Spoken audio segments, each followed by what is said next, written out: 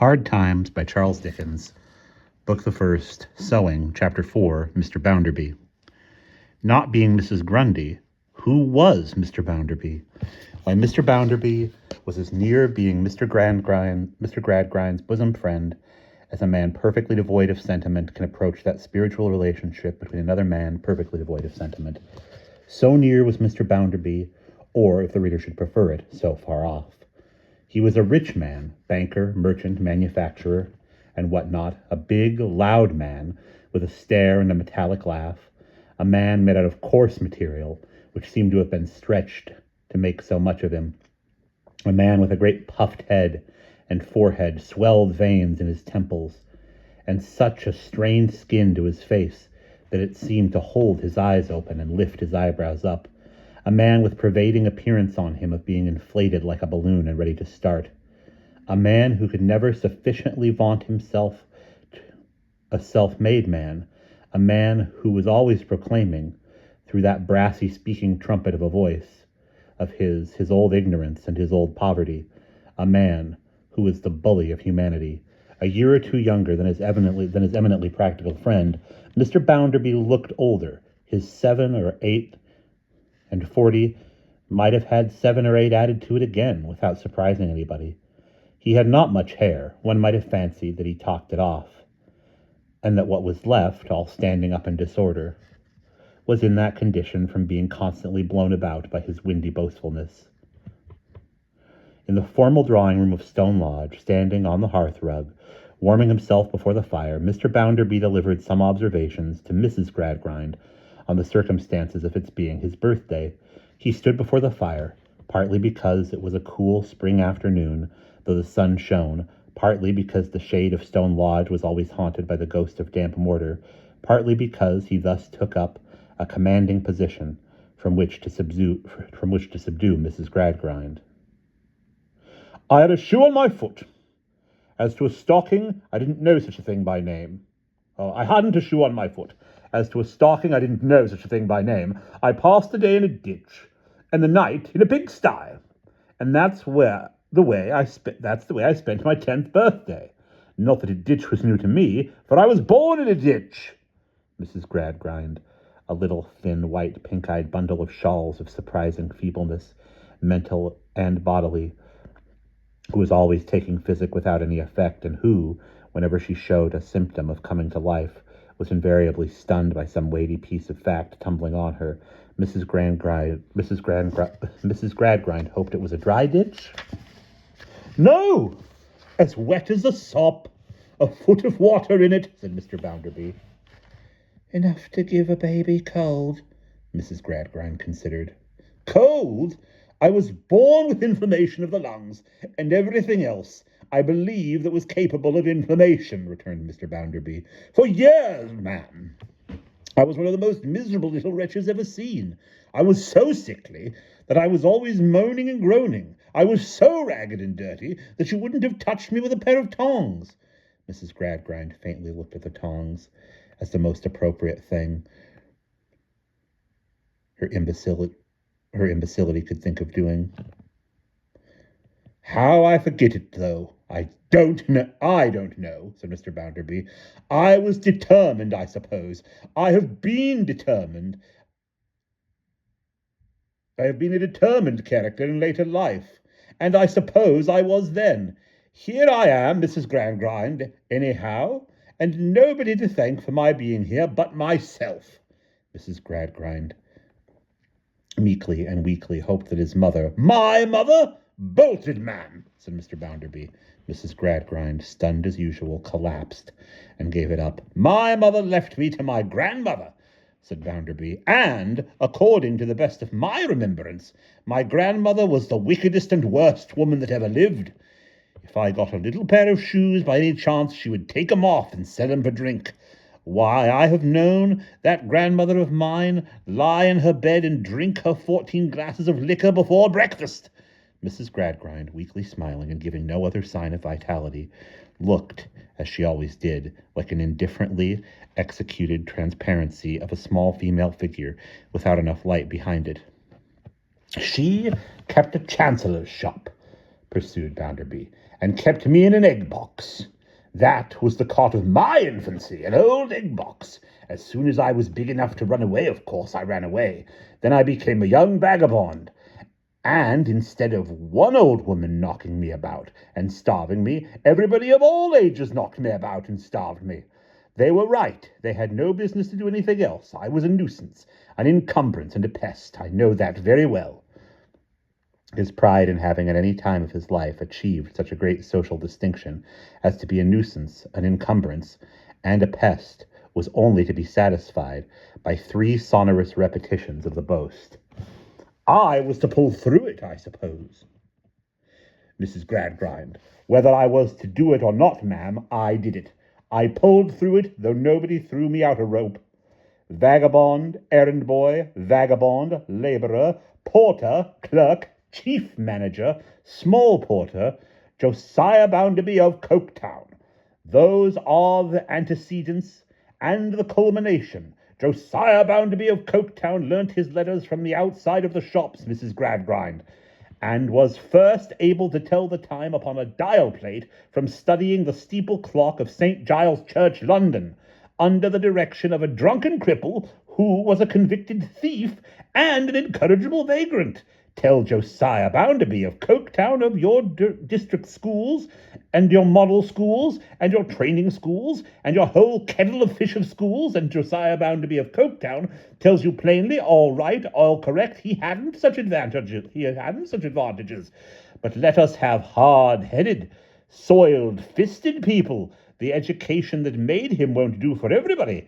He knows well such and such his education was, however, and you may force him to swallow boiling fat, but you shall never force him to suppress the facts of his life. Being heated when he arrived at this climax, Josiah Bounderby of Coketown stopped. He stopped just as his eminently practical friend, still accompanied by the 2 young culprits, entered the room. His eminently practical friend, on seeing him, stopped also and gave Louisa a reproachful look that plainly said, "Behold your Bounderby." "Well," blustered Mr. Bounderby, "what's the matter? What is young Thomas in the dumps about?" He spoke of young Thomas, but he looked at Louisa. "We were peeping at the circus," muttered Louisa, haughtily and lifting up her eyes, "and father caught us." "And Mrs. Gradgrind," said her husband in a lofty manner, "I should as soon have expected to find my children reading poetry." "Dear me," whimpered Mrs. Gradgrind. "How can you, Louisa and Thomas? I wonder at you. I declare, you're enough to make one regret ever having had a family at all. I have a great mind to say I wish I hadn't. Then what would you have done? I should like to know." Mr. Gradgrind did not seem favourably impressed by these cogent remarks. He frowned impatiently. "As if, with my head in my present throbbing state, you couldn't go and look at the shells and minerals and things provided for you instead of circuses." Oh, it's Mrs. Gradgrind. Let's do it again. "As if, with my head in its present throbbing state, you couldn't go and look at the shells and minerals and things provided for you instead of circuses," said Mrs. Gradgrind. "You know as well as I do, no young people have circus masters, or keep circuses in cabinets, or attend lectures about circuses. What can you possibly want to know of circuses, then? I'm sure you have enough to do, if that's what you want.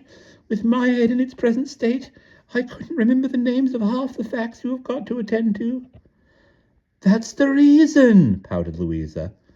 "Don't tell me that's the reason, because it can be nothing of the sort," said Mrs. Gradgrind. "Go and be something logical directly." Mrs. Gradgrind was not a scientific character and usually dismissed her children to their studies with this general injunction to choose their pursuit. In truth, Mrs. Gradgrind's stock of facts in general was woefully defective, but Mr. Gradgrind, in raising her to her high matrimonial position, had been influenced by 2 reasons. Firstly, she was most satisfactory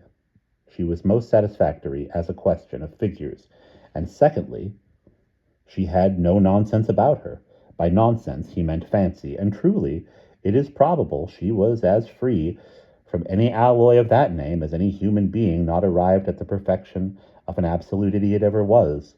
The simple circumstances of being left alone with her husband and Mr. Bounderby was sufficient to stun this admirable lady again without collision between herself and any other fact. So she once more died away, and nobody minded her. "Bounderby," said Mr. Gradgrind, drawing a chair to the fireside, "you are always so interested in my young people, particularly in Louisa, that I make no apology for saying to you I am very much vexed by this discovery. I have systematically devoted myself, as you know, to the education of the reason of my family. The reason is, as you know, the only faculty to which education should be addressed. And yet, Bounderby, it would appear from this unexpected circumstance of today, though in itself a trifling one, as I sometimes have crept into Thomas and Louisa's minds, as if something had crept into Thomas and Louisa's minds, which is, or rather, which is not, I don't know that I can express myself better than by saying, which has never been intended to be developed, and in which their reason has no part." "There is certainly no reason in looking with interest at a parcel of vagabonds," returned Bounderby. "When I was a vagabond myself, nobody looked with any interest at me, I know that." "Then comes the question," said the eminently practical friend with his eyes on the fire. "In what has this vulgar curiosity its rise?" "I'll tell you in what. In idle imagination." "I hope not," said the eminently practical. "I confess, however, that the misgiving has crossed me, but on my way home." "In idle imagination, Gradgrind," repeated Bounderby. "A very bad thing for anybody, but a cursed bad thing for a girl like Louisa. I should ask Mrs. Gradgrind pardon for strong expressions, but that she knows very well I am not a refined character. Whoever expects refinement in me will be disappointed. I hadn't a refined bringing up." "Whether," said Gradgrind, pondering with his hands in his pockets and his cavernous eyes on the fire, "whether any instructor or servant can have suggested anything, whether Louisa or Thomas can have been reading anything, whether, in spite of all precautions, any idle storybook can have gotten into the house, because in minds that have been practically formed by a rule and line from the cradle upwards. This is so curious, so incomprehensible." "Stop a bit," cried Bounderby, who all this time had been standing as before on the hearth, bursting at the very furniture of the room with explosive humility. "You have one of those strollers' children in the school." "Celia Jupe by name," said Mr. Gradgrind, with something of a stricken look on his face. "Now stop a bit," cried Bounderby again. "How did she come there?" "Why, the fact is, I saw the girl myself for the first time only just now. She specially applied here at the house to be admitted, as not regularly belonging to our town, and yes, you are right, Bounderby, you are right." "Now stop a bit," cried Bounderby once more.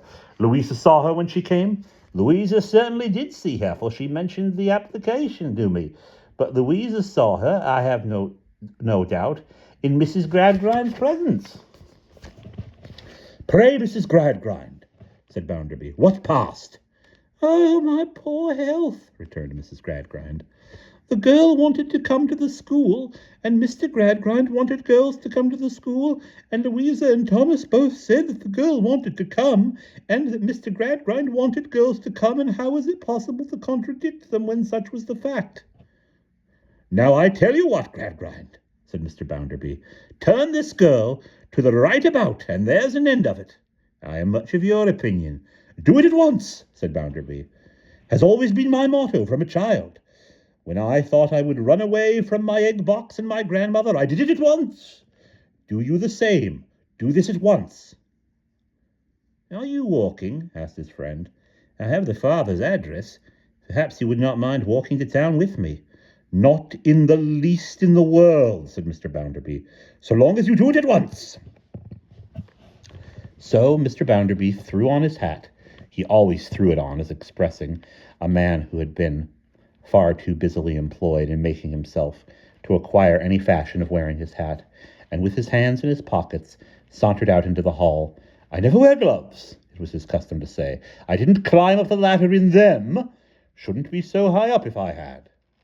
Being left to saunter in the hall a minute or two while Mr. Gradgrind went upstairs for the address, he opened the door of the children's study and looked into the scene into that serene, floor-clothed apartment, with, notwithstanding its bookcases and its cabinets and its variety of learned and philosophical appliances, had much of the genial aspect of a room devoted to hair-cutting. Louisa languidly leaned upon the window, looking out, without looking at anything, while young Thomas stood sniffing revengefully at the fire. Adam Smith and Malthus, two younger Gradgrinds, were out at lecture in custody, and little Jane, after manufacturing a good deal of moist pipe clay on her face with slate pencil and tears, had fallen asleep over vulgar fractions. "It's all right now, Louisa. It's all right, young Thomas," said Mr. Bounderby. "You won't do so any more. I'll answer for its being all over with father. Well, Louisa, that's worth a kiss, isn't it?" "You can take one, Mr. Bounderby," returned Louisa, when she had coldly paused, and slowly walked across the room, and ungraciously raised her cheek toward him, with her face turned away. "Always my pet, ain't you, Louisa?" said Mr. Bounderby. "Goodbye, Louisa." He went his way, but she stood on the same spot, rubbing the cheek he had kissed with her handkerchief until it was burning red. She was still doing this 5 minutes afterwards. "What are you about, Lou?" her brother sulkily remonstrated. "You'll rub a hole in your face." "You may cut the piece out with your penknife if you liked, Tom. I wouldn't cry." And that is the end of chapter 4.